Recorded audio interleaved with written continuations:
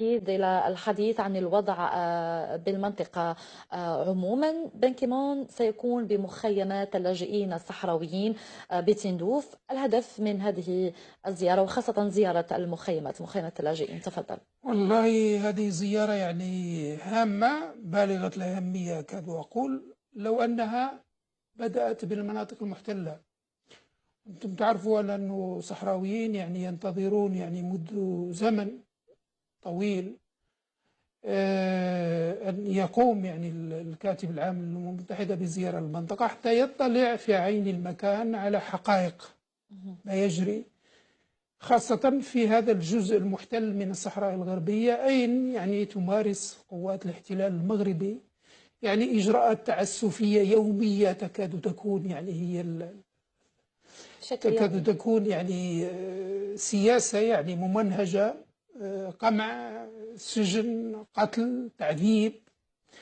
وكنا يعني أملنا كبير أن الأمين العام يبدأ زيارته بهذه المنطقة، لكن يبدو أن المغاربة نجحوا في فرض يعني حق فيتو على هذه الزيارة، وبمساعدة يعني الفرنسيين، الدولة الفرنسية استطاعوا أنهم يلغوا يعني جزء المناطق المحتلة من الزيارة.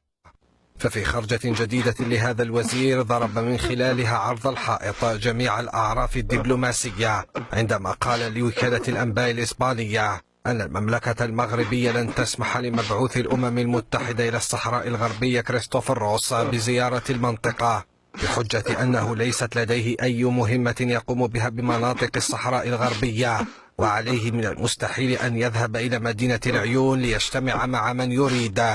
مزوار الذي يمثل آلة الدبلوماسية المغربية ذهب بعيدا في تصريحاته وشرع في إملاء الشروط على المبعوث الأممي، قائلا أنه يتوجب عليه زيارة الرباط التي يتواجد فيها المسؤولون المغاربة، وكذا الجزائر ومخيمات تندوف، في وقت أن الوزير المغربي لم يكتفي بهذا، بل وضع نفسه بمثابة المقدم للدروس الدبلوماسية لروس وبان كيمون بخصوص آليات المهمة المنوط القيام بها لتصفية الاستعمار في الصحراء الغربية. وبهذا لن يفسر تصريح الوزير مزوار إلا بمثابة تخبط دبلوماسي أصبح يعيشه العرش المغربي. لكن يبدو أن المغاربة نجحوا في فرض يعني حق فيتو على هذه الزيارة، وبمساعدة يعني الفرنسيين، الدولة الفرنسية استطاعوا أنهم يلغوا يعني جزء المناطق المحتلة من الزيارة.